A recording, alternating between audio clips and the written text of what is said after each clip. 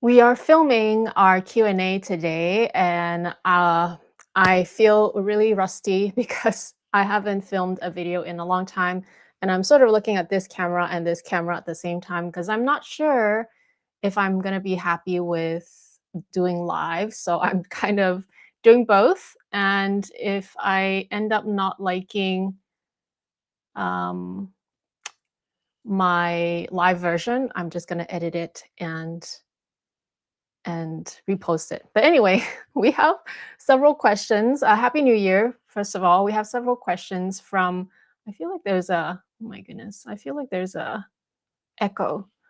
We have quite a few questions that I asked you guys on my stories.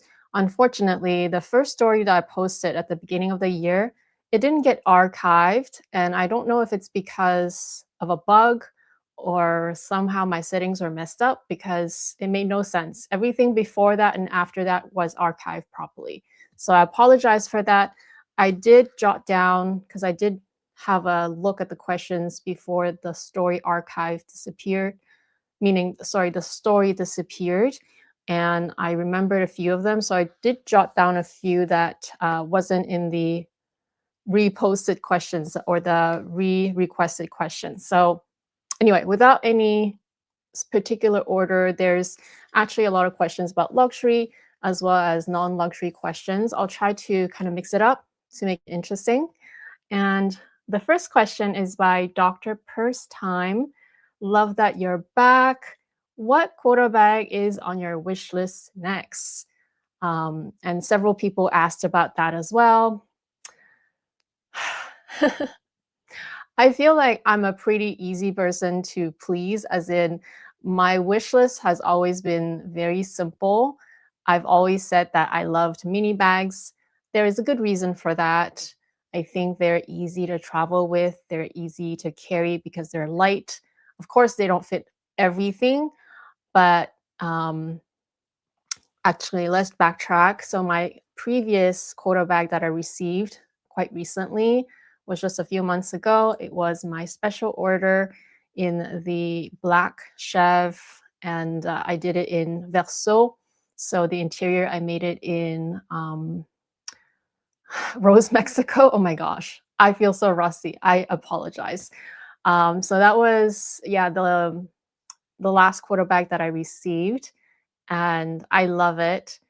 At this point, I feel like I am sort of a collector for mini bags. I say that because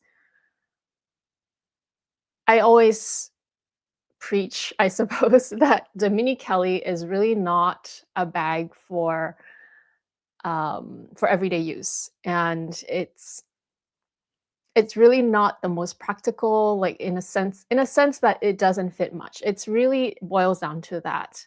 There's definitely the component of the um, I don't know, maybe it's hard to get also, and um, it's I don't know. For me, at this point, I treat it almost as a collector's piece. I have a gold one. I have a black one now, which is the SO. And I want to complete that collection. I want to add a very light color one. Originally, I was thinking, since I have the gold already, I would have liked a gray one. But in the SO choices, the color choices, there was not a gray color in the leather that I wanted. So I went with black, which is fine. I love black anyway. But then now I'm missing that light color because gray could still pass or pair very well with lighter clothing as well as darker clothing, which is the whole reason why I was thinking gray. But now that I have essentially a gold, which is quite casual, and a black, which is very versatile, but sometimes it's a little harsh for my very demanding way of pairing clothing. Sometimes, if I'm just casually going out, I don't care what the color is. But sometimes I really want from head to toe styled really, um, not perfectly because it's not perfect, but I want to style it as seamlessly as possible. So I would love a light color in a mini Cali. So that would be my next wish list. Now, it's probably one of the hardest bags to get. So I don't really know how I'm going to manage that. Um, I'm not sure if my store would allow me to try for another mini Cali. I don't know how long I'll have to wait for another one. Um, it's sort of that's the challenge. So although that's my wish list, I would I have no idea how challenging or how long it'll take me to achieve it. And I really don't have any other wish list, to be honest, because I feel like I have every bag that I need. I have a Birkin and a Kelly regular size 25. I have a 28. And then everything else I want at this point, I feel like I'm just trying to complete the the colorways that would make it easier for me to style my outing evening outfits most of the time. But also I love traveling with mini bags. I would never bring a larger size Hermès bag to travel. At most I would bring the Constance, but yeah, I could never I could never say no to a mini Kelly. So that would be my wish. How I would achieve that, I have no idea. But aside from that, I would be open to the Kelly pochette, but that's also just as hard to get, I hear. But that's my answer. Hello, guys. Thank you so much for joining me. Let me know if you can hear me properly because I'm using a new mic today. I have like this whole new configuration, and I'm not looking at this camera all the time because I'm also filming on my regular camera, sit down. If I don't like the way I sound here, I'm gonna scrap it and just post it, repost it. But otherwise, we'll see how it goes, which is why this whole setup took me like an hour to put together. It was so ridiculous. Let's jump into this next question, which is a little bit serious and very personal, actually. Just Wenli, how can one cope as an autoimmune patient, especially with the side effects from medications such as, the steroids, the uh, immune suppressant? Thank you for the question. It's I think this whole topic deserves, or this question deserves a whole video on itself. So I'm not gonna, stay here for too long just because I feel like it would literally take up the whole Q&A. But I, throughout the last year, I shared in my luxury live show, the first one that you may or may not have seen yet this year, in the mindset goals, that my health was quite tumultuous towards the latter half of the year. And that's not uncommon for any autoimmune disease. So, in case you guys don't know, I do have lupus. I've had it for 18 years. Um, it's hard. It's a lot of bad days, a lot of okay days, and a lot of, I mean, few good days. It's hard to quantify. It's because it's autoimmune, therefore invisible, therefore unpredictable. Um, there are only so much you can do. I think that is why how can one cope, right? Like it's as much physical as it is mental.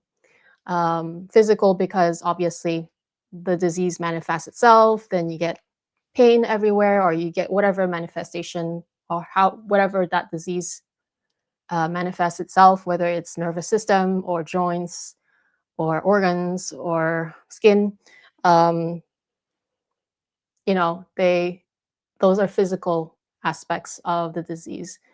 But I think it's the mental part that a lot of new patients as well as existing patients, for me, it's been so many years now, almost 2 decades, that is still the part that can surprise us.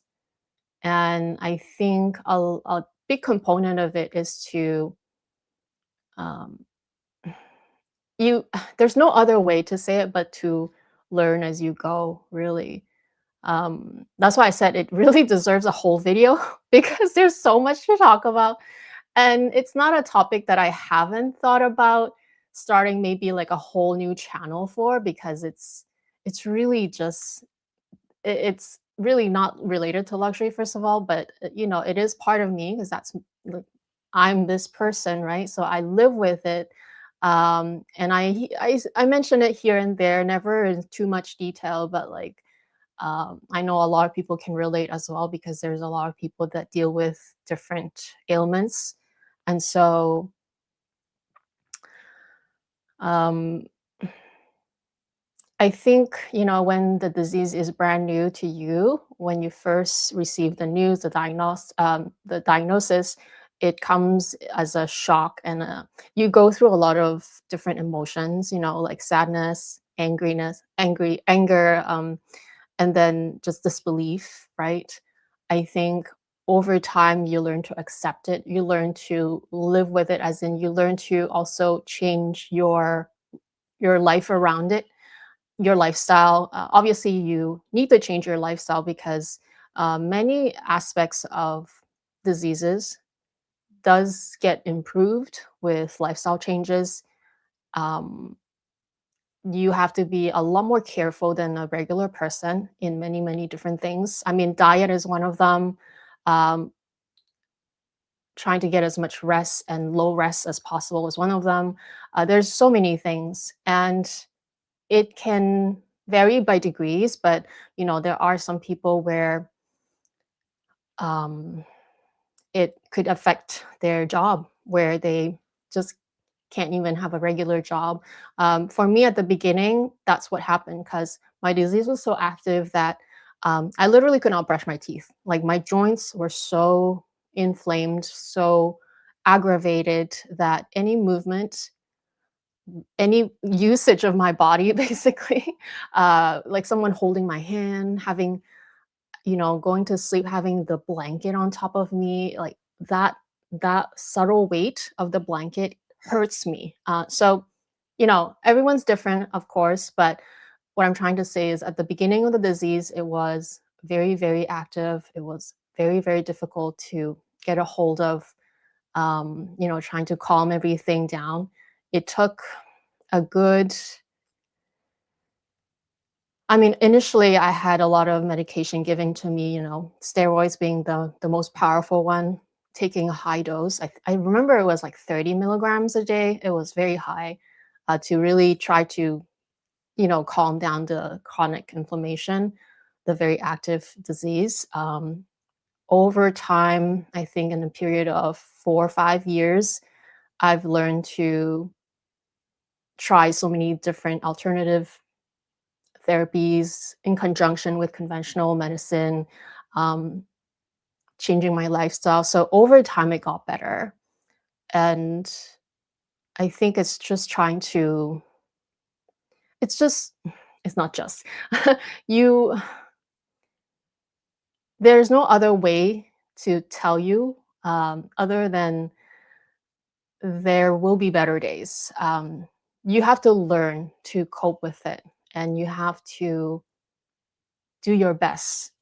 And sometimes, that's really all you can do because a lot of things are happening to you at the same time.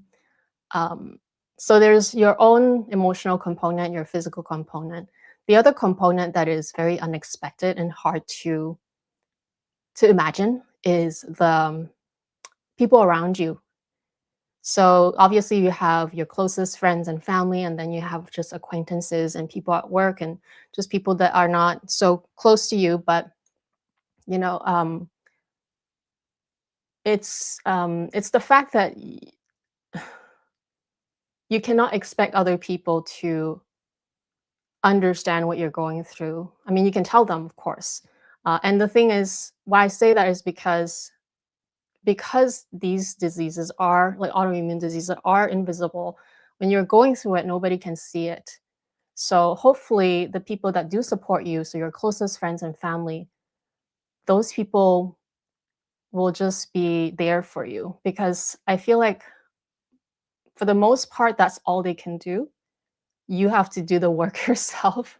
I mean, if they can help like with, easing your lifestyle, such as doing more of the cooking, the chores, that's great.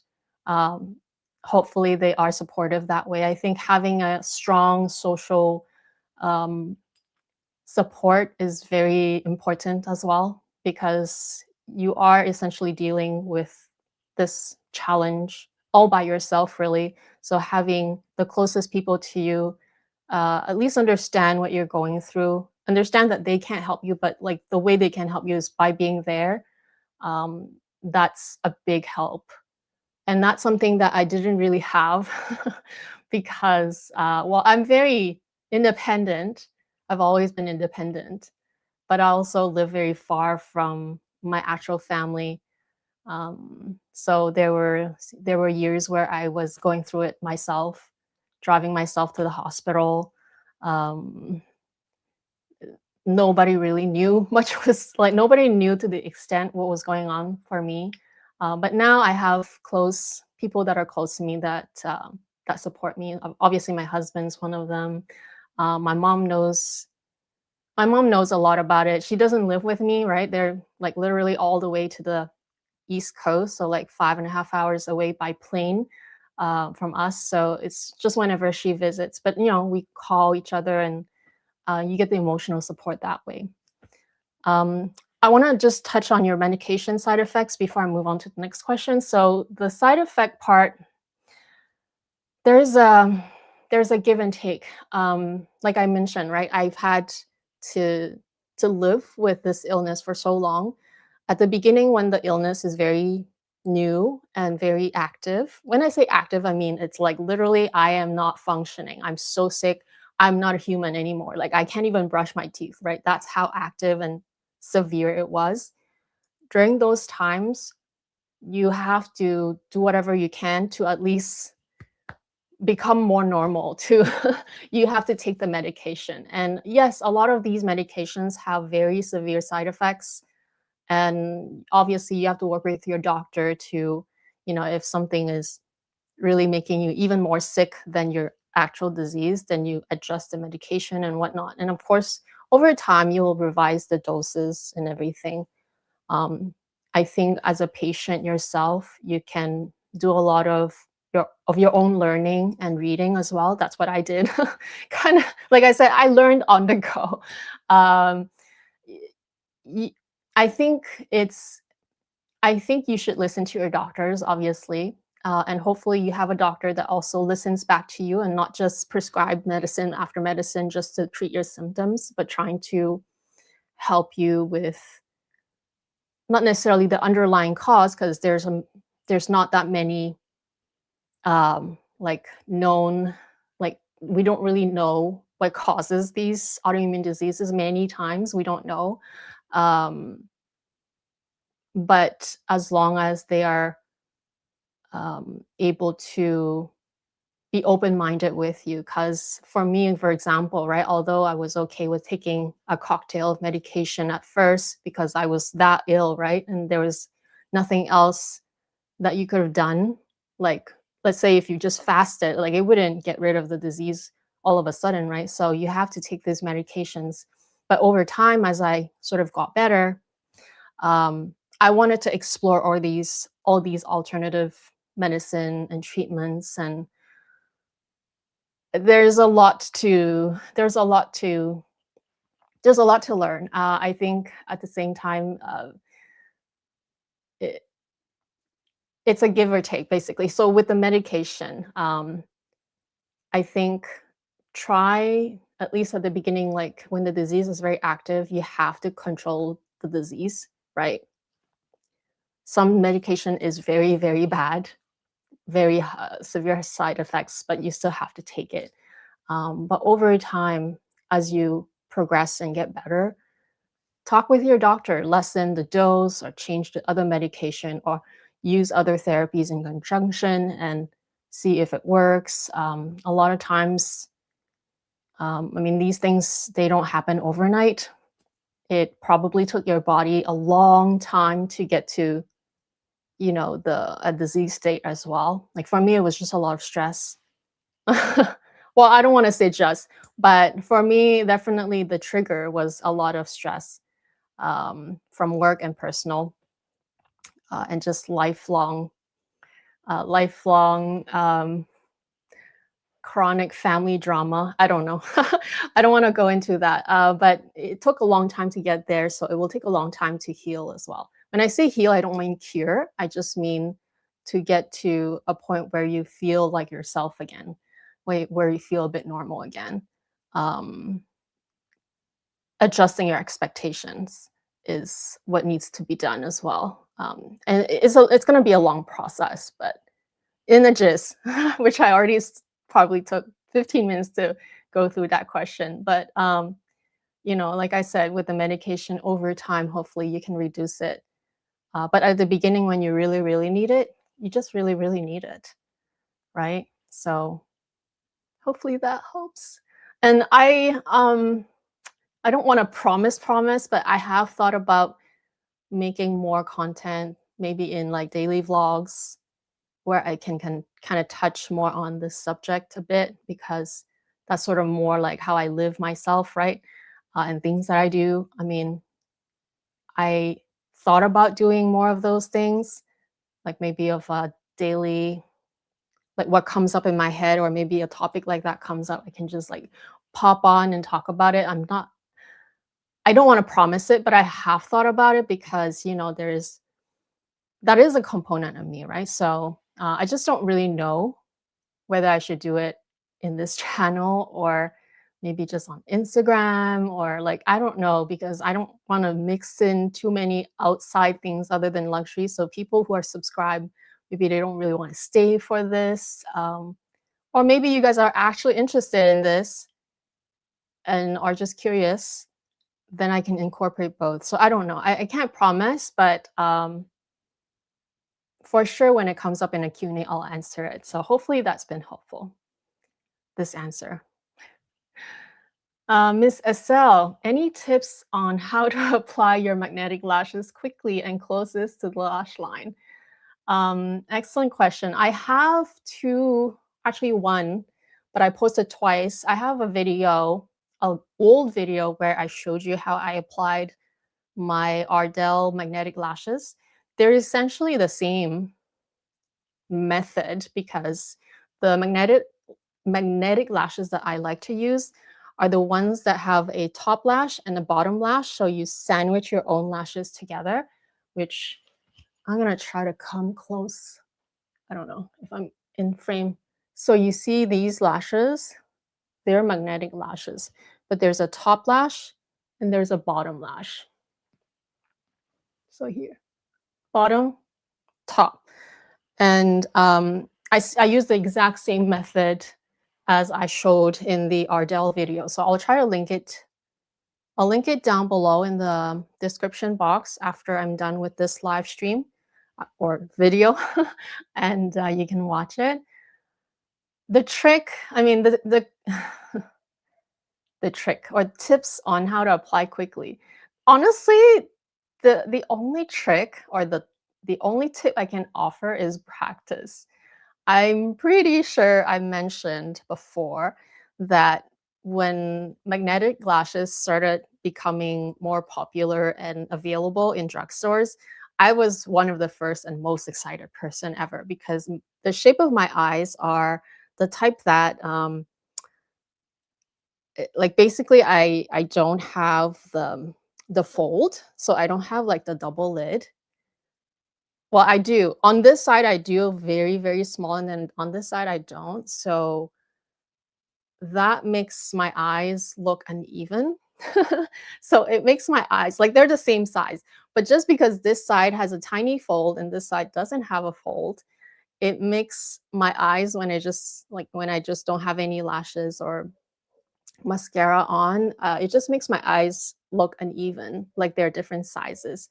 So when I put on lashes, they really open up my eyes. It's just an illusion, and it gives it more of a woken up, slightly more symmetrical look.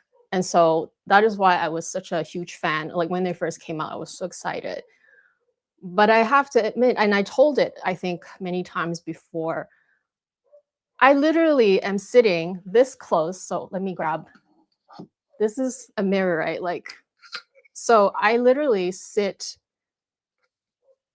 I buy a pair of those lashes when they first came out. I sit in front of, oh, can you even see? Oh, you can't see. Okay, so I have this one, right? Um, when they first came out, I bought a box just to experiment, and I would try to work it out on my eyes. And I kid you not, I spent probably a whole hour the first time trying to put it on because they would just look so awful. Like they're not close enough to my lash line, therefore they look like, you know, obviously fake lashes, and you have something on your own lashes.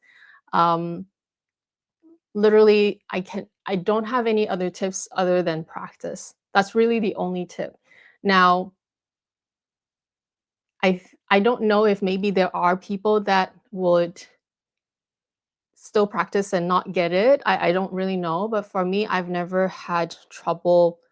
Um, like I don't know, is it a thing? Because like ever since I was a kid, I had no trouble like just touching my eye with my fingers. Like obviously, I'm not gonna do it now because can't can't say that they're the cleanest fingers right now, but like I've never had trouble like handling my eyes, and I've always, you know, worn contacts, so I've always been really comfortable around my eyes. So I feel like maybe that helps.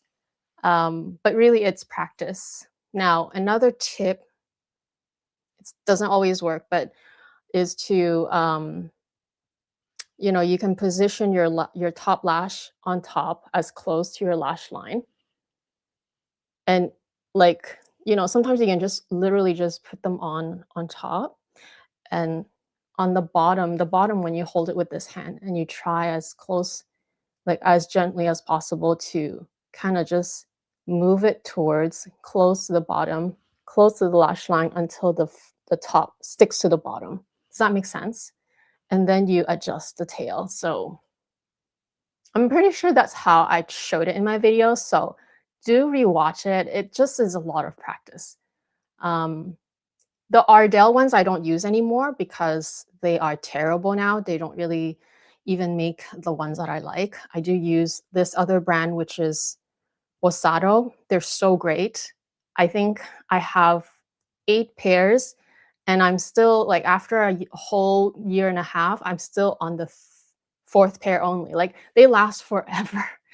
They can be reusable forever. And so they're really good quality. They're just the right length. They're really pretty and really like natural, at least as natural as like I mean they have so many different models of styles of lashes. I try to choose the ones that um, does give an effect, but not so over the top eyes either. So I feel like this is, you know, a natural, pretty, um, like natural enough for me. Does that make sense? Because sometimes the Ardell ones, they're really, really, really like voluminous and they look very artificial on me. Obviously, because I have Asian eyes and these are by an Asian company, so they do suit me a lot better. I hope that this helps. Really, that's it's just a lot of practice and just being able to, you know, be comfortable to handle around your eyes with your fingers. Dexterity is definitely a skill that you can improve with practice. But literally, that's yeah. There's no other way. Just watch my video. My video is very very detailed, so you should be able to, um, you know, see what I meant, what I just said. You know, see it in action. BLQ KG on. Besides Hermès and Chanel, what other high-end brands are you buying or interested for 2026?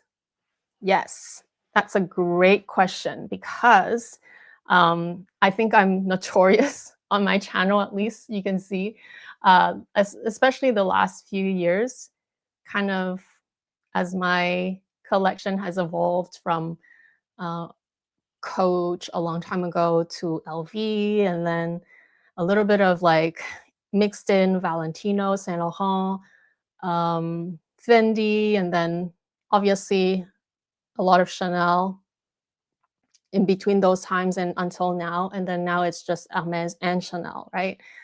So my channel right now, I think I'm notorious for just talking about these two brands. um, but I like what I like. But I love this question. Why? Because um, I think for handbags, I will admit, I will probably not really deviate from Chanel and Hermès. Those are the two brands of two fashion houses where I am, I love their things, obviously, but it's also strategic. I buy it because I know they hold their value, etc. Like those things, very loosely speaking, right? And not everything holds their value. But very loosely speaking, they are the two top brands, and I think I will just buy those two brands, those two fashion houses for handbags. I do enjoy, however, um, the occasional non-luxury, like boutique or like contemporary brand handbags. So a lot of Lululemon belt bags for traveling. I do like Longchamp and Le Sport Sac for their nylon pieces. Obviously, also for traveling or for days that I really need to dress down, right? There are just times I need to dress down and not bring my nice things. So those are great. And I'm staring at my bag right there. That's my Fabrique Monty bag. Like that one is on constant rotation. Like that one, I take it to my pho dinner. Like there's just like places where you just don't take your nicest things because the soup and the sauces, they fly everywhere. So I am using that one constantly. But otherwise, like in terms of luxury brand handbags, I will probably most likely just stick with Chanel and Hermes.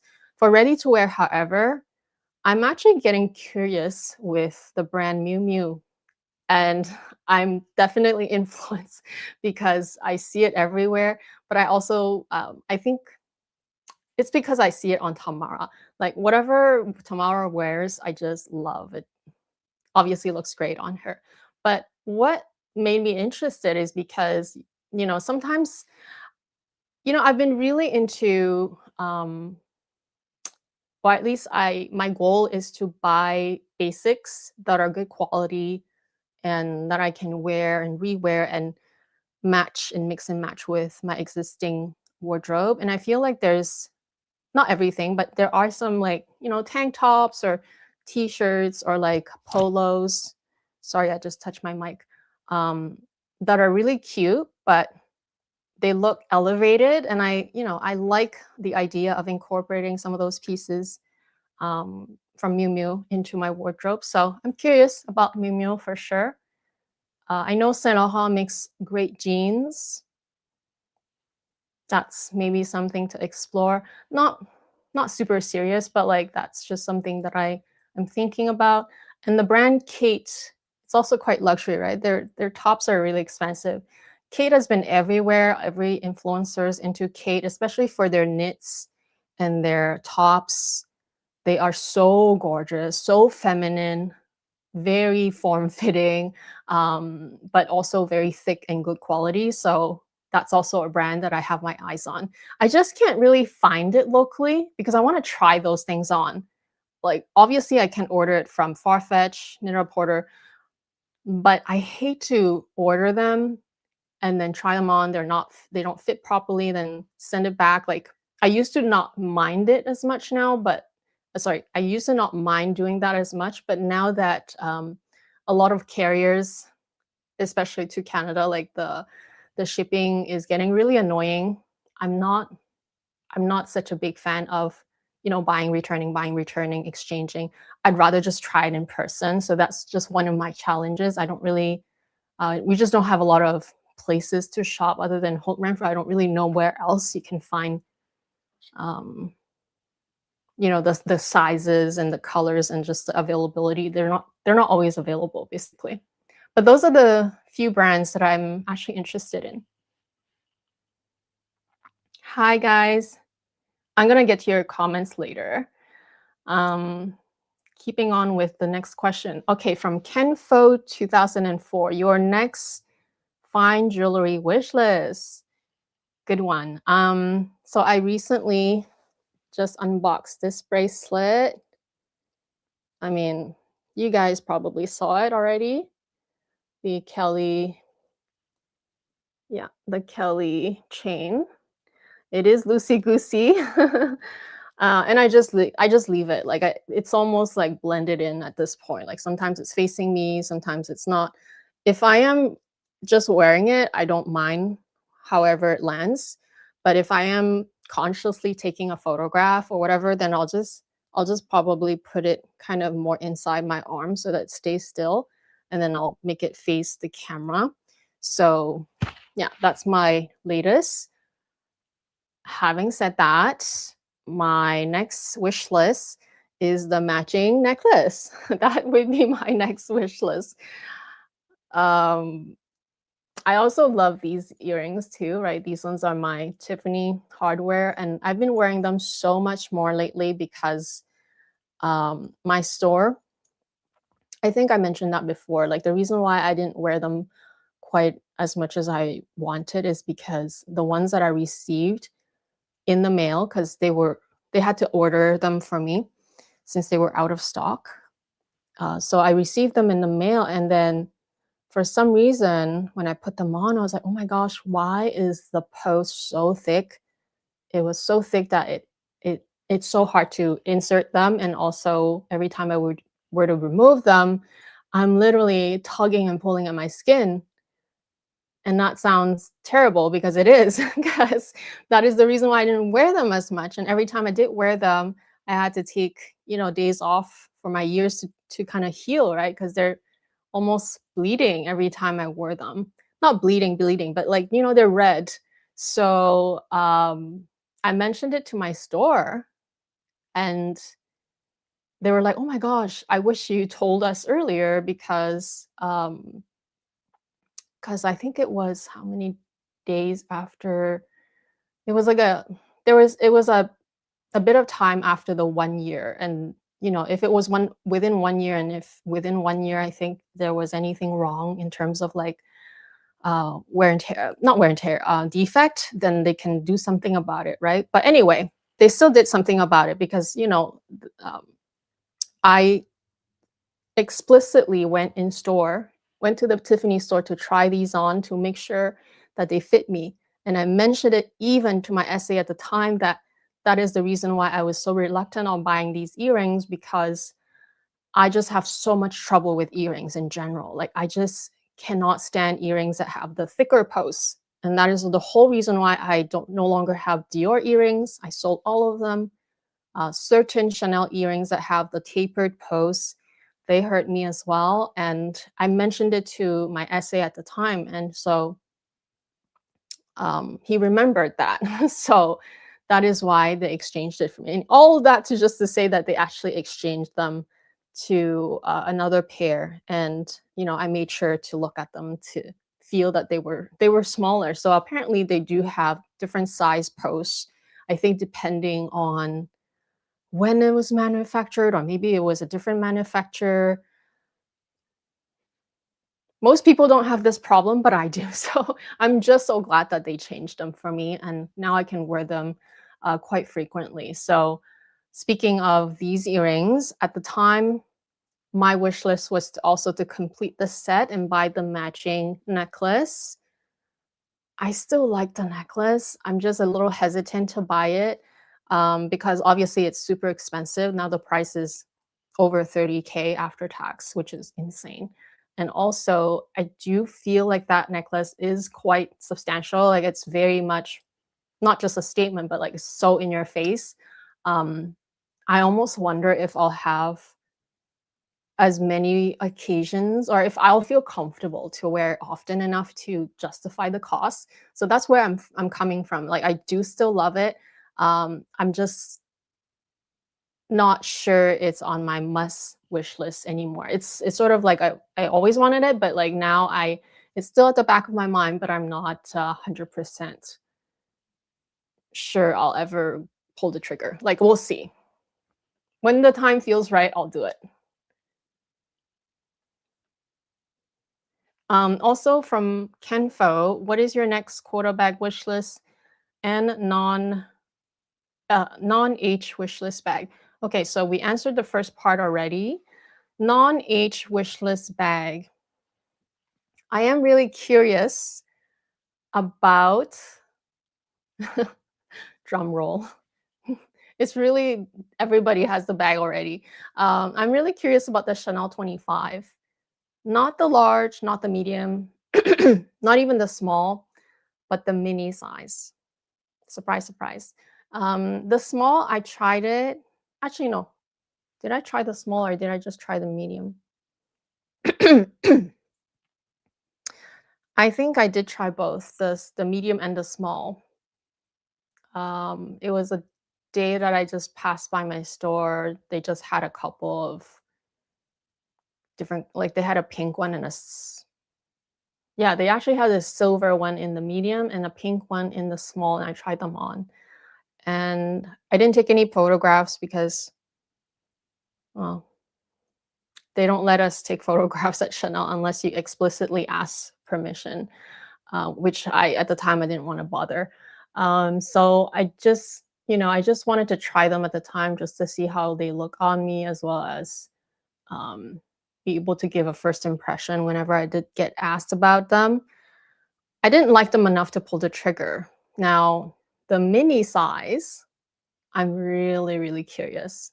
It's not on my wish list per se, but I'm really curious because, I mean, it's a mini size. And also, like, when I tried on the small, it still felt bulky. Like, I felt like it was definitely, I don't know, there's something there, right, on your armpit, and it's just maybe okay while I'm just trying it on for like 5 minutes. But if I'm actually going to use it every day with things inside, will my shoulder get too tired from it? Is it not just that, but also the fact that it's quite a big, like it's a bigger size. It has quite a bit of width as compared to the 22, which is still my favorite. I have well, the small and the mini in the 22. It's such a comfortable bag, right? So I was not a fan of the small or medium because of that reason. Like it just felt too bulky on the side. But the mini, I'm really curious because the mini is smaller, therefore maybe less bulky. And I don't know if it'll lay different. The reason why I don't know is because I haven't seen it in the wild yet. I've never seen it yet, never tried it yet. But I'm curious about that one. Mini footprints. Have you tried scalp serums before? Any recommendation? I haven't. So when I saw your question, I was like, oh no, I can't help because I am so simple with my just basic routine, grooming routine. I just wash, condition, and that's it. For my hair, I don't really do anything. I don't have any like treatments or even like leave-in conditioner. Like I don't really use many products. One of the reasons is actually related to my autoimmune again, because it's not proven. I don't know if it's proven or not, but like allegedly the everyday stuff that you use, all the products that you use, the air that you breathe, the shoes and the clothes that you wear, the bed sheets that you sleep in, they all have chemicals. Even your mattresses, they all have chemicals. And for me, it's about not eliminating them because you can't, right? Literally, your cooking tools have chemicals sometimes, especially if it's nonstick, right? Or even just the plastic spatula or your cutting board that is plastic. Like it's all toxic for you once it's if you cut on anyway, if you cut on a plastic cutting board, small particles do get into your food, right? And you just ingest it without knowing. My point is you can't avoid all of it, but I try my best to avoid as much as I can, which is why I have a very simple, um, like I have very simple products that I use, like because they do touch my skin, right? And everything that I use, I try to go the cleanest route possible, like organic if possible. Um, and if I don't have to use it, then I won't. Does that make sense? I don't even do my nails for that reason because I mean, I love how nails look when they're done, but I don't do my nails too because it's still just it's also it's a bunch of different they look amazing, but it has a lot of toxins in no matter what you use, right? Even they have like the 8 free or the 12 free, like there are formulas that are a lot cleaner. They're cleaner, but they're not free of all chemicals, right? So I will do my nails only for very special occasions. So anyway, my point is, sorry, I don't use any serum, so I can't recommend any. But she has another question. How do you make friends as you get older? I thought that question was so relevant and interesting that you asked because, you know, my closest friends are the ones that I made back in high school. And those are they're not close by, like all my best friends, they are, I've also moved away quite far. They've moved away quite far. We're all very far from each other, but we still, whenever we are speaking, whenever we're chatting, um, even if it's just for the holidays sometimes and birthdays, we'll like chat or shoot each other messages. It feels like yesterday. So I completely understand your question because I have also a hard time making friends as we are older. We all have our lives. Everybody is at different stages of their lives, with family. When you have little kids, obviously that means your life is literally dedicated just to the kids. And it doesn't mean that you shouldn't make time for your friends and for yourself, but it's hard, right? It's really hard. Everyone has different expectations, so it's really hard. And also myself, I'm very comfortable with um I'm a very big homebody, so I'm very comfortable being by myself as well. So I don't really need a ton of social interactions to live my life, because I mean I do, but like in a very quiet way, right? I'm okay with just the written interactions or the occasional outings. Like I don't need the constant going out and everything. And to answer your question, um, especially for me, right? I'm such a homebody. I feel like it's just when you do meet someone who is really on your wavelength, um, you feel they are, for me, right? Like that person has to be kind, they have to be thoughtful, and just normal. Like for me, like I don't drive with everybody, right? Like if I feel like they are similar to me in a way, and um, you just have to make the effort, basically. Everyone needs to make the effort. Like the other person has to make the effort to continue a relationship and make a relationship, keep it going, right? Yeah, otherwise it's pretty much a routine. Every day you go to your work, come back to your family, like it's always the same people otherwise. It doesn't mean that you can't meet new people at work or whatever, but it is harder. The pool is getting smaller, and everybody's lives are very busy, right? And a lot of times,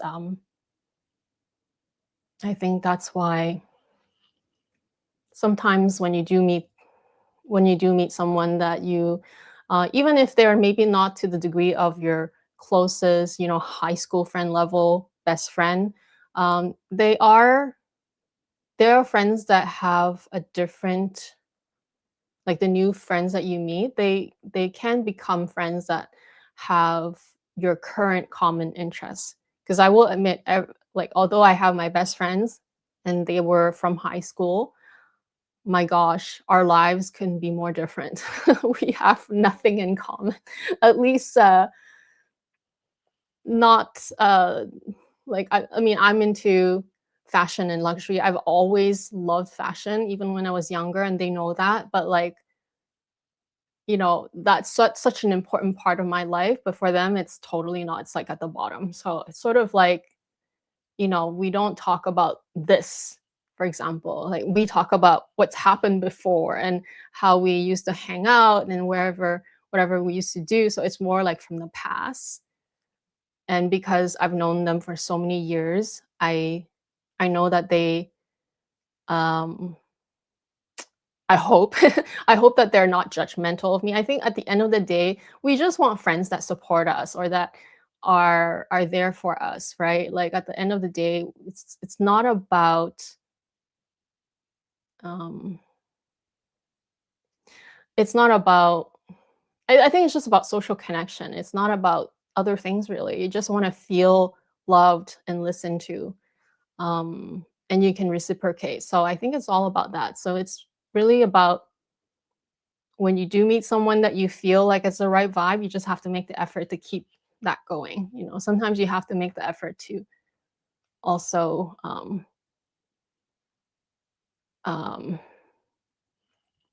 solidify that relationship because at first you're not going to be that close, right?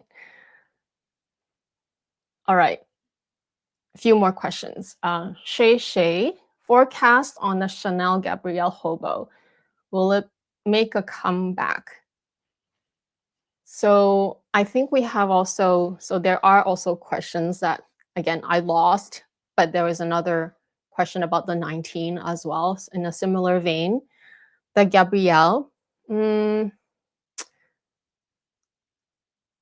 I I mean, I don't know for sure, but it's just my best guess. Just seeing how Chanel is, or many fashion houses is, and also because the fashion trends they do recycle, just knowing that, I feel like it will make a comeback as a, oh, remember the Gabrielle, now it's a vintage. So sort of like, maybe in, I don't know, 10 years it'll become sort of like it'll be a comeback. Whoever the fashion director at that time will maybe try to just like spice it up and bring back different styles that are from the past, just like the Chanel Kelly that we all love now is a style from the past, right? So I feel like it will come back in that way. Whether, um, yeah, I think that's my answer. Yeah, it will come back in that way if it does, which I feel like it will.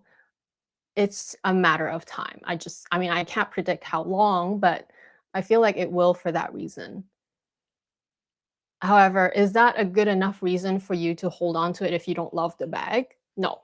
But if you love the bag and you've had the bag for that long and you still have it, even if you maybe don't use it as much, but you love the bag, then when it does come back, you're going to be one of the first people to just be, see, I was right. And just, rock it at that time and not have to buy it at the current price, which will, I don't even want to imagine how much. But yeah. Also, I have to say that Gabrielle is really, I raved about the design at the time. I really did love it. It's a little fussy, but for me, it worked out. I just used it one way, just on the shoulder, doubled up. The only size I did like though is the mini, of course. But I thought it was it's such a cute style. And also interesting, it's not boring. But sometimes it was, I don't want to say clunky because it's not, because I only had the mini size. It's more like, because it is solid, it's like a brick, right? At the base. Sometimes I just didn't want to use that bag because now I'm really into the soft, the 22, it has no structure. It's literally, even if you feel it, it's just a sack, right? I'm kind of into that comfort, lifestyle, and maybe it is the trend now as well. But yeah, now I kind of value more of the even more practical bags because the Gabrielle, it's not that it was impractical, but it wasn't practical in that sense. It's sort of still something there, right? There is like this block there. And it's cool though. It is a cool bag, but yeah, I think it will make a comeback when the fashion house decides to bring it back then. For a forever fashion lover, hey babe, any luxury resolutions for 2026? Definitely. I feel like they are. I mean, we discussed a lot of it in the luxury live show already. If you didn't watch it, go back to it. It's just the episode from last week, I think. Yeah, it was last week. um, so we discussed a lot of that already. But I like your question because for me, it's a constant rearrangement of my resolutions, or at least my goals. I always try to like think. I'm always like my mind is so busy. I always think of new things. So earlier, I just thought about what did I think about actually? Now I forgot. Um, oh yeah, earlier I just thought about before I came on the camera, I was just thinking, I should try to every day just put on the makeup, even if I'm not gonna film. Like, I just wanna, if I just get in the habit of just put it on, who cares if people see it, or who cares if I'm gonna film or not? Who cares if I'm going out or not? Just put it on. Sort of, it's just like becomes like a ritual. But at least by doing the first step, because for me, I typically don't like to come on the camera unless I have somewhat of a face on. Like even today, I have at least concealer, blush, and my lashes, obviously. Um, I'm only comfortable to come on the camera like this now because I otherwise look, for me anyway, my standard is that I look too sickly. I don't really want to show that face to the world all the time unless I really start doing daily vlogs. But my point is I thought, you know what, if I just do that just for myself, and that way I will already be motivated to, if I have an idea, I can just pop the camera and just start talking, and then I would end up being more consistent with my content, right? So I thought about that earlier. Is it a resolution? Not necessarily, but it is something that I thought about and I could implement it. Other things,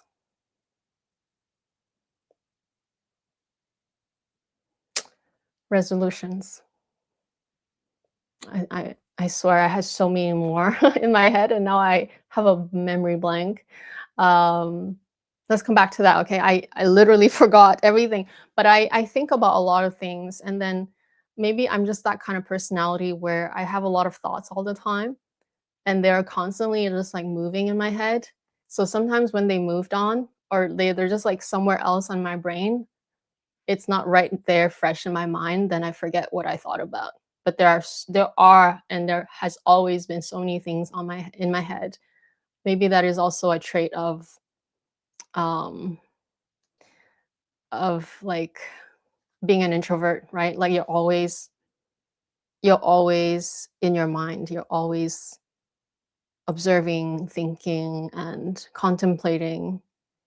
Um Most of the time it's for the good. Like I try to think of ways to improve or to do better or whatever.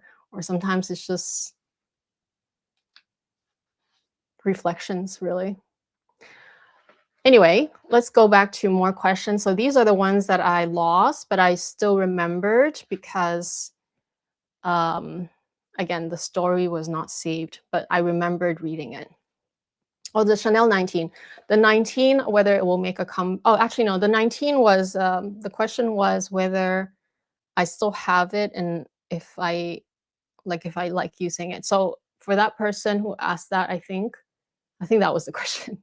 Obviously, I don't have the 19 anymore. I did sell it at the time. It felt like it was the right time to sell it. And Actually, that's one of my resolution goals. Oh my gosh, we are all over the place today. So one of my resolutions this year is to just do things when it feels right. And sometimes you just have to do it despite, right? Like, for example, selling the 19, did I really have to sell it? No, I could have kept it because I do like the 19 very much as well. It's also one of those bags that I reviewed a lot on my channel and talked about a lot. Just like the Gabrielle, I talked about it a lot, raved about it a lot. But eventually, it moved on from my collection. I moved on from them because they served their purpose. They gave me the memories that it gave me, the pleasure that it gave me. And I do move on from things not because of boredom necessarily, but I do care about trends. Not to the point of like obsessive, I must get it right away every time there's a new trend, not like that. But I do care about them and I do follow it. So for bags, right? We're talking about bags. So like the um, the 19, I moved on from it because at the time, if I remember correctly, now I'm trying to remember the timeline. At the time, I think I just bought, if not just bought, I was about to work on the Kelly 25. So it was sort of like, oh no, no, wait. The 19, yeah. Sorry, now I remember. The 19, I rehomed it to a lovely, lovely subscriber. She was also a member, and I talked about it on the live stream that I was thinking of, putting that in my chopping block. And that person was interested. We met up and we did the exchange. So I'm so glad that it went to her. And at the same time, it helped me out because, yes, correct. Because I had just, not just, but like I was spending so much on the pre-spend to get my SO. So it was actually after um, after the Kelly, the Birkin, after the first mini Kelly. So it was like in between, right? Oh, now I remember. Oh my gosh, everything is coming back. Oh my God, I'm literally everywhere. I remembered because I had, um, I think, okay, the timeline is a little bit of a blur, but I had just either bought this or wanted to buy this, and also I had done a lot of pre-spend already by that time, so I like, needed the funds to pay for it, and like, I would feel too guilty if I didn't let go of some things, and because I was moving on from the 19, I, I was completely happy to have that swapped for this. Um, but anyway, going back to the original question, what I still thought about it. Obviously, the 19 is a great bag. Um, it has components of like the slouchiness that I love. Like it's not like a brick like the Gabrielle. The strap, however, was definitely a lot chunkier. So that was something that I didn't really use. I always just used it by the handle and then it didn't bother me, but it was just time for me to move on, basically. It was time for me to move on from that bag. I had many black bags to use that I would probably rather use if I had an opportunity to use. For example, for that size bag, I could easily use the Birkin or the Kelly or the Picotin. Like those are just the black bags that I could just easily swap from. And the 22s. Yeah, I also have all the 22 bags. So I just had too many black bags.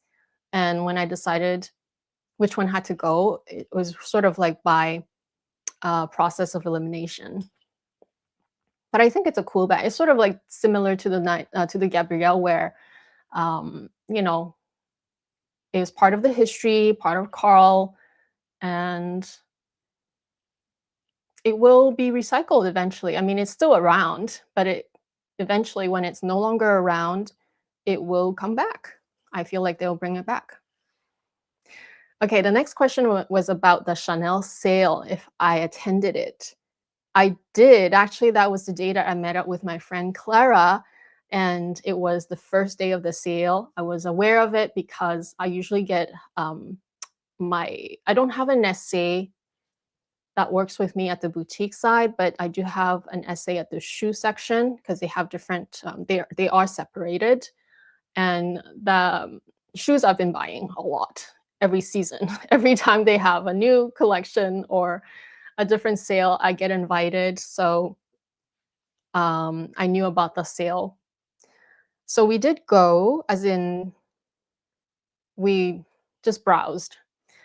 We didn't go first thing in the morning when there was the most availability. So obviously everything that was popular or in demand was already sold or pre-sold to VICs, I'm sure. So it was more just for window shopping. Um, I didn't end up buying anything from the sale, not even in the shoe section, because because it was more of a social outing that day. It was less about the shopping, more about the socializing and the catching up. So having things to see was nice, but it was more about this catching up with Clara. The shoes, I still wanted to see them, the sale shoes, but the queue was always quite long, so I actually skipped it this year. But I did buy something from Chanel, just not from the sale.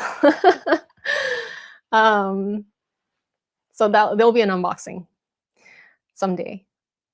Okay, there's another question. How long have I already been online? Oh my goodness. So this is how long typically if I were to film my Q&As, but I edit it out to make it shorter. But anyway, this is live. Chanel Kelly versus 25 mini. That was the next question that I could remember. I just jot down like that I could remember from my memory.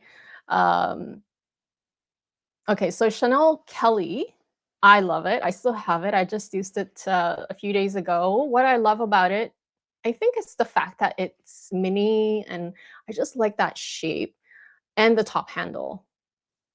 And despite the fact that it's quite small, it's quite mini, but I love that it fits a phone quite easily.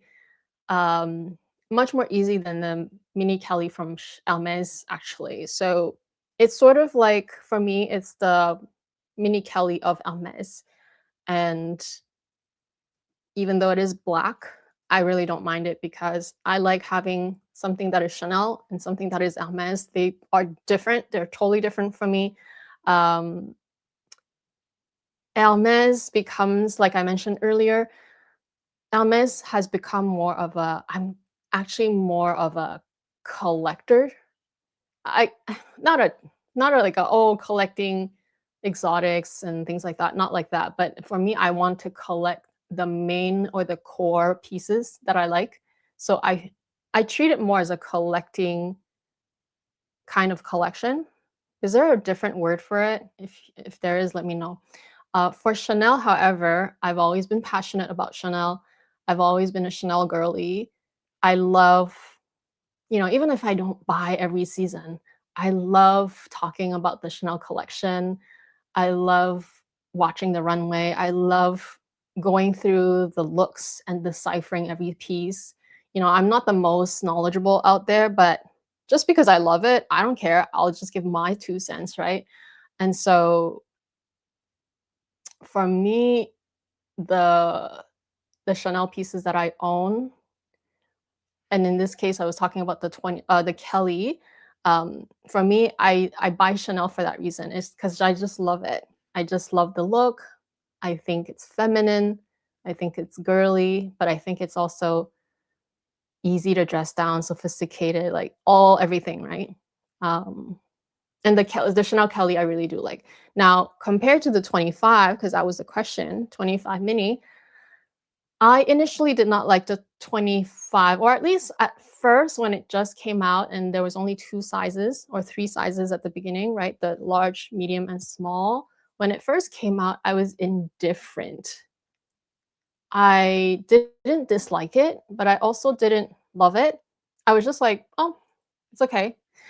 But I was not urged to go and buy it. I was not curious enough to go seek it out or to chase it, because obviously it's still very hard to buy the stock availability here.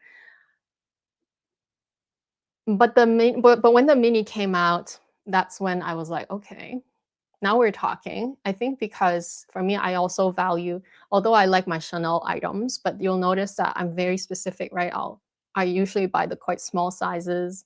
I like it when it feels practical, but it has to be it's cute and also practical. I just almost treat my Chanel bags as my everyday bags.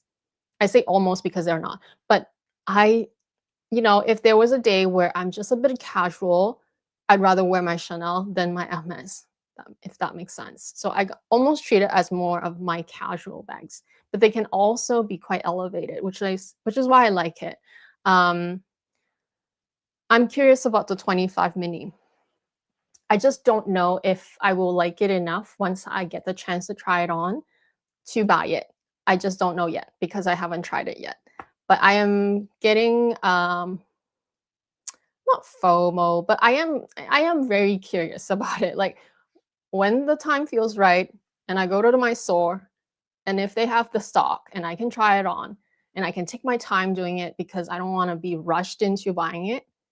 I don't want to end up buying the wrong color, for example, right? Or the wrong combo. It has to be right. And if it feels right and I like it enough, then you'll probably see an unboxing. If not, you won't. So I'm at this point where obviously I like the Kelly. I just don't know about the 25 mini yet. Okay, the next question is a skincare routine question. So I always get this question quite frequently. I do answer it. I think maybe just it's easily missed in my videos, but I'll just mention it again very, very quickly because there are two things that I started using that has helped with my hormonal breakouts. Again, I don't know if it'll work for everybody, but so here's for the live stream. This is the Kiehl's. What is it called? Kiehl's lotion. Expertly clear acne treating prevention lotion. Lotion clarifiante. So anyway, they only have their acne line is really just a few products anyway. They have the lotion, they have the little kind of like the treatment with the more concentrated I think it's 2% salicylic, as well as there's something else I can't remember now. I have both and I tried both. I don't like the concentrated one, the one that comes in a small little jar and a dropper. I don't like that one because I don't know, maybe my skin is too sensitive, whereas for my skin, I don't have problematic skin. My skin has always quite, it's always been quite normal with the exception of the hormonal breakouts or stress breakouts, or sometimes environmental, like because in the summertime, we don't have, in Vancouver, it's rare to have air conditioning, or it's rare to need air conditioning. And if we do need it, it's for a relatively shorter period of time, like a few weeks, versus, somewhere like LA, Florida, you'll need air conditioning all the time. So in Vancouver, a lot of buildings, houses, they don't have air conditioning. They might have a portable one, which we do. We have one in the living room, but in general, it can still feel quite hot during a heat wave. So during those times, I can break out because of just, otherwise 10 months or 11 months of the year, the air condition as well as the weather is really not that conducive to breaking out. Like it's not that humid or hot. Therefore, for me, my breakouts come from just the occasional environmental, right? And then also hormonal. So for me, by adding this, so I still use this is my regular skincare. I use this brand, and this is just their cream, the moisturizer. I've talked about this many, many times. I really love it. I love the consistency of this. And my mom would only use this now. So I always make sure to buy extra. And whenever she visits, I just give it to her. She just gets like a shipment from me. So I still use this as my base moisturizer. Again, I keep it very simple, very clean. I basically, otherwise, if I don't use any of these serum things, I just use eye cream and moisturizer. So really, this is my eye cream. I've talked about this before as well. These are all, so these are all organic, very, very clean ingredients, and also works for me. So because I tried so many brands, and these are the two that really I stuck with all these years, that I liked at the time and I stuck with. So these are the two that I highly recommend. I'll link it down below. So this is literally my skincare. It's very simple, but I did recently add on, you know, these two Kiehl's product. Now Kiehl's, if we have to be technical here, Kiehl's is not a brand that is the cleanest. Obviously, they do add chemicals, but I'm very selective. I only try, like I try something. If it doesn't agree with my skin, I stop. This, however, is something that I tried and really helped with the breakouts, essentially. That's why I said, right? So I only put this on the T-zone, not even the T-zone, just the eye zone. So just circle here, like a small portion of my forehead, nose, and chin around the mouth also. This, you put that on top or underneath your moisturizer, keeps everything at bay. For me, so you can try it out. I don't know if it'll work for you, but for me, it's been doing wonders. Have already repurchased it. And then I also added this. So I never used retinol before, but I decided to do it because I am almost in my mid-40s. So I decided, okay, maybe it's time to add a little bit more than just basic moisturizer to my skin routine. So I started using their retinol skin renewing daily microdose serum. So here, this is the purple one, the purple glass jar. This is the large size. And I was using this on my whole face, but it was too much. It was too, my skin was too sensitive for that. So I only use it on my forehead now because my forehead doesn't react that much. But I think because during the summer, again, because of the humidity, the heat, and also I was flaring up. My condition was flaring up. I was getting rashes right around here. Like it was actually right here.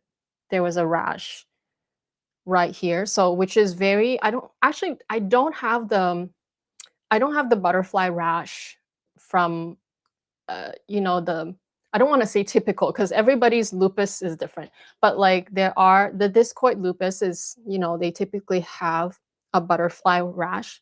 But for some reason, I started getting a rash here in the summertime. So I couldn't use the retinol there. And so I kind of stopped using it altogether on this part of my face and only on the forehead, which, you know, I don't know. I feel like if it helps with just fine lines, I'm happy with. Unfortunately, here it's a little too sensitive for me, even though I do like to target these liver spots. And that's, I think, all the questions. I've been talking so much. Let me go through some of your comments, and then I hope you guys enjoyed this Q&A. Again, very rusty. I'll take a look at how this footage looks. If it doesn't look good, maybe I'll just edit it from my video, like my camera feed. But I feel like it's okay. I felt like I didn't go on too much tangents. I sound great. Thank you. Awesome. It means that this mic is working well. So I'll keep using it, especially because I was using 2 different setups. And I also didn't have a lot of space to put my other, what's that mic called? That other big one that you usually see when I go on live streams. Oh, from Lucy, I am having a flare up of my autoimmune disease right now. My heart. I'm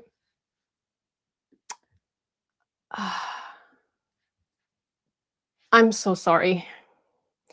Um, there's really not much I can say to make you feel better other than I know how it feels, and I just wanna validate your feelings. It sucks. If I can swear, I would. It literally, like, you just wonder, "Why me? Why now?" etcetera. Um, yeah, rest, right? Do what you know has worked, obviously. Um, a lot of rest. Sleep is so important. I think that's one thing that I forgot to mention earlier.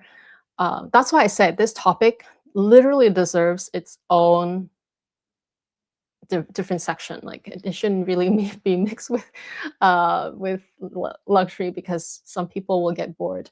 But yeah, sleep is such an important component of healing. Even though everybody should sleep properly, obviously, I think a lot of us don't.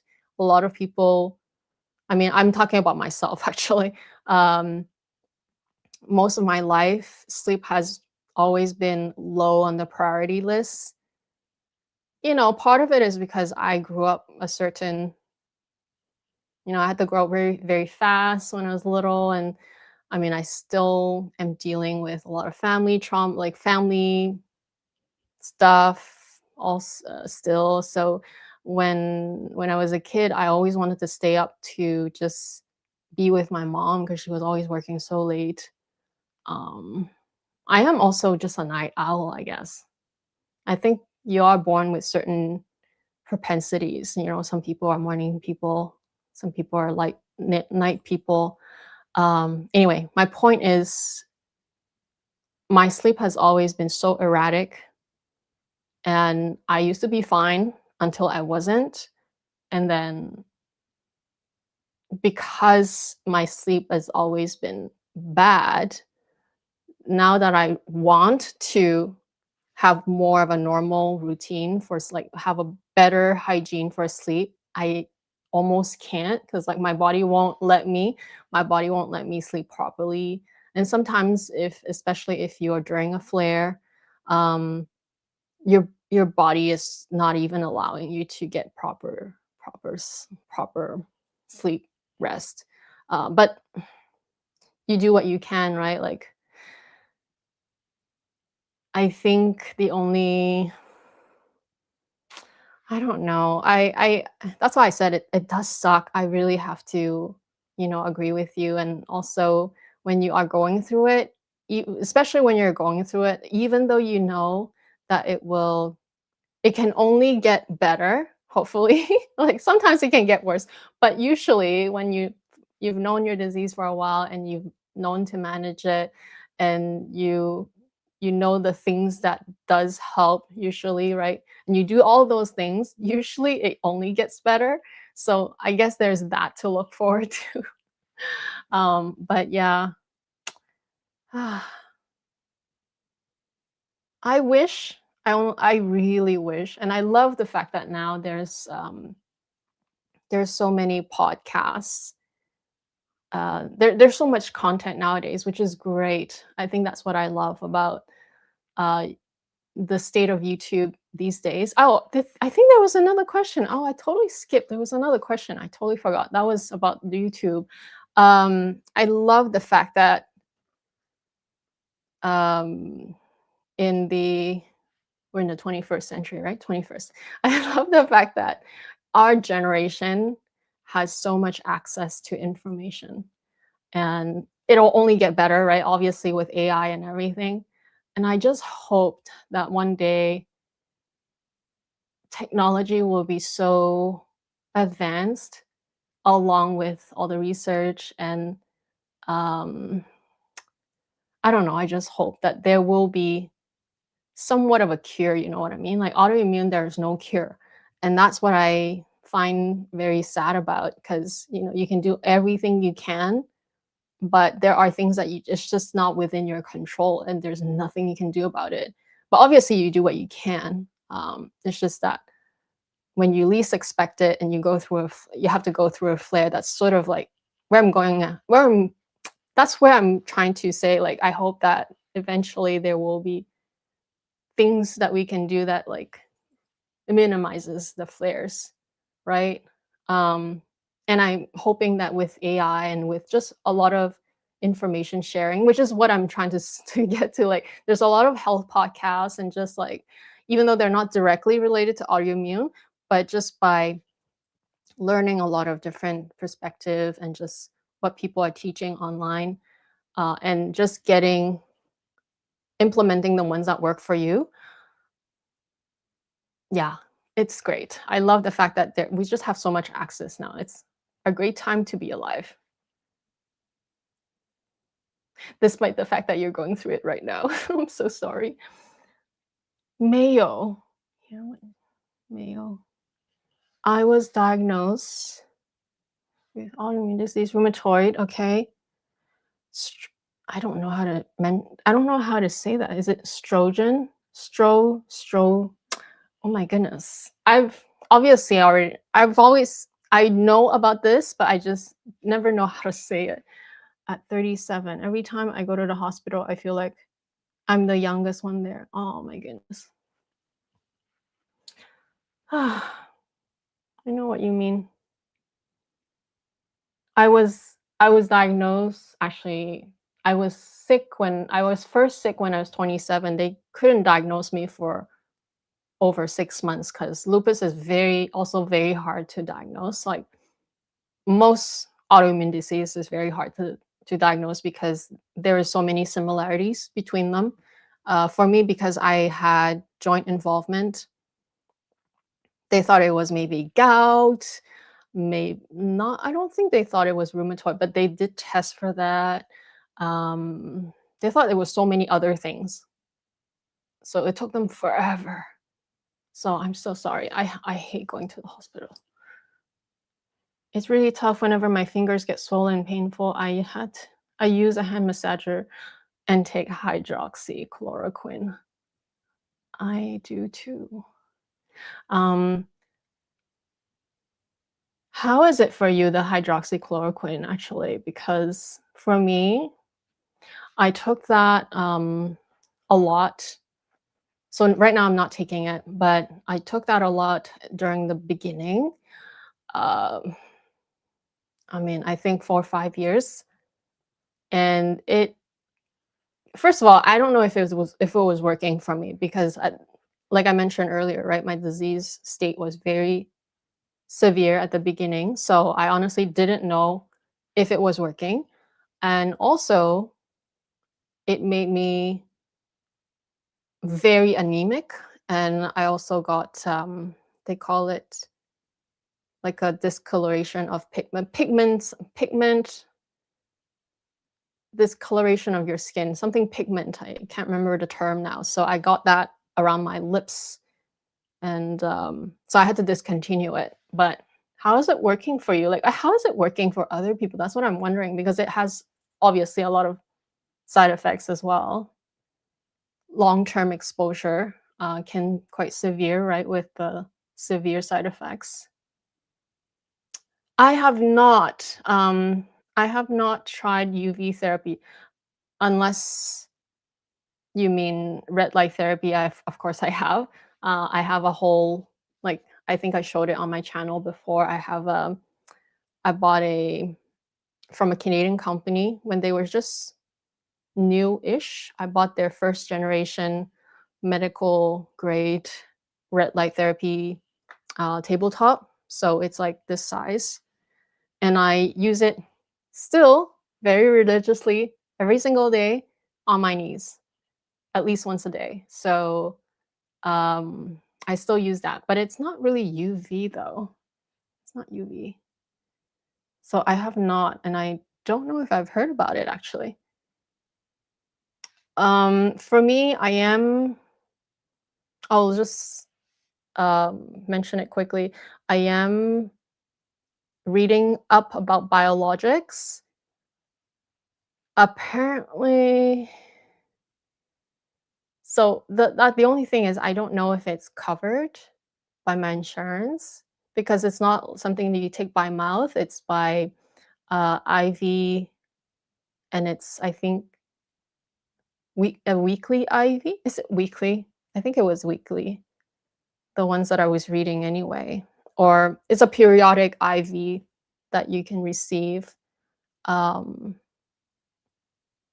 there is a couple that was Canada approved by Canada Health, but another one that is only uh, used unconventionally for lupus. So I'm reading up on that because I wanted to bring it up to my doctor and see if those are things that we can explore. Um, because I think in the current state, only the traditional ways of treating, I mean, not just lupus, many autoimmune disease. It's I think for most people, they only have access to the traditional ways of treatment, which is a lot of a cocktail of prescription, right, drugs. So they help, but they they also don't help. They have a lot of them have a lot of severe consequence side effects over long-term use, right? So I'm not keen on that. Anyway, the last question, which I forgot, is how do I keep? I think that was Joe's question, which again I lost all the questions I mentioned, right? How do I keep creating on YouTube given the current state of the luxury market? I think that it was, you know, somewhat worded like that. Um, that's a good question because for some time I haven't been posting. I mean, you guys noticed it, right? I haven't been posting very regularly because, well, obviously because I was unwell, but also it's kind of hard to talk about it. Some not just because of the luxury market, but also my, I was going through flares, so I was just not. It was not it. Like for me, I didn't want to talk about luxury. I just was not in the mood. Although I come on here as an outlet to talk about it because it does bring me joy to connect, to share, like to share my 2 cents, really. The Because again, not a lot of my own friends are into it. Um, I think for me, it's about not giving up. Does that make sense? You will go through different, like, I mean, I think as a content creator, if you're a content creator, you'll probably go through phases of, having a hard time coming up with topics, having a lot of, for me especially, I have severe, what is it called? The term again?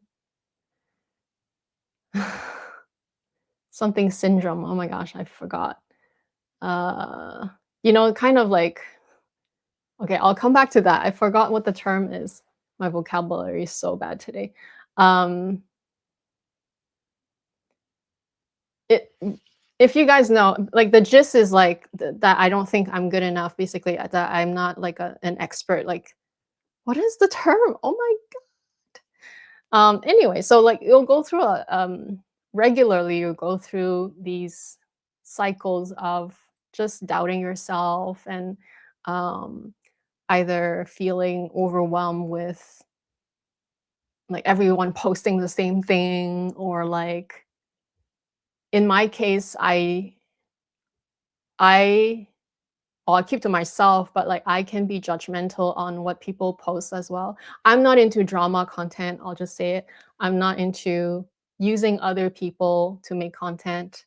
Like I'm just not, and it's just not it for me. It's not the vibe. But at the same time, I'm losing out on the views, right? The virality of these videos are really quite good, especially during COVID, but it's not it for me. And then so there are times where I feel like I have nothing to post and I have nothing to input when it's about other people. Like I don't want to talk about other people. Like that's sort of like you do get into slums sometimes, or very often, in fact.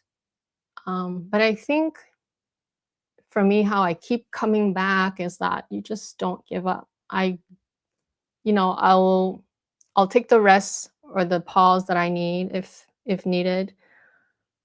I'll share when it's appropriate and when it's the right time to share. And I'll give my 2 cents, whether that is appreciated or not, basically. Like, there are it's pretty clear on my channel, and I say it all the time, there are topics that I'm just not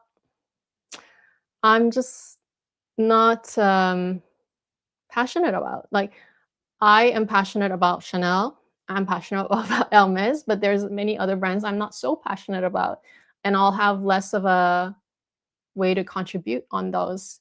I will still do it occasionally, especially for the luxury live show. We try to be more diverse, right? But I do feel like those times when we do topics that are outside my interests, my main interests, I tend to have a more conservative point of view. And so I'm not necessarily sure I even love it. I mainly do it for the audience.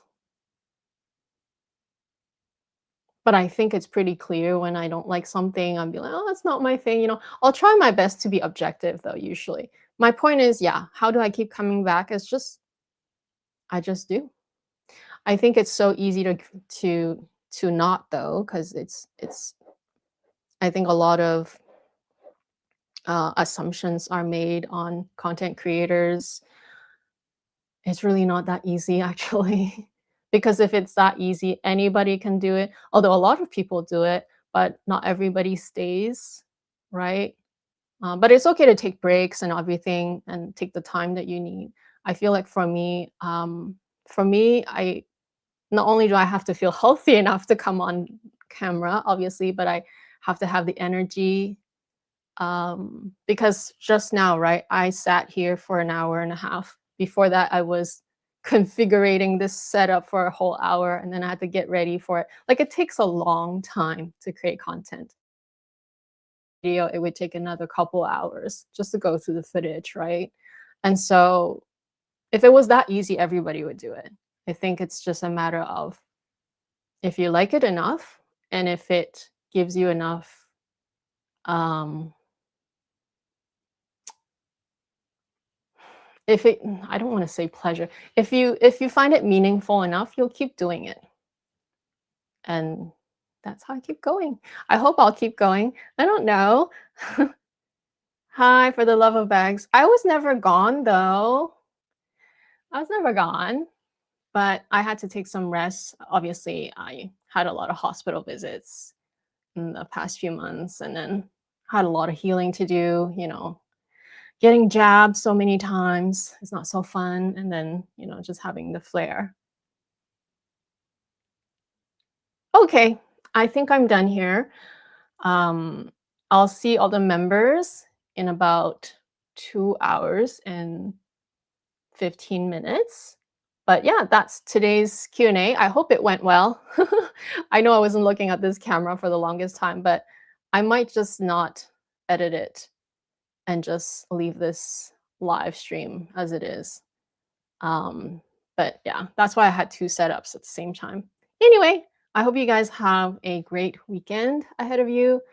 Not sure when my next content is going up, but if you guys like this Q&A, give it a thumbs up or put your questions actually underneath this video if you want me to do another Q&A next week, because I don't really have anything planned right now.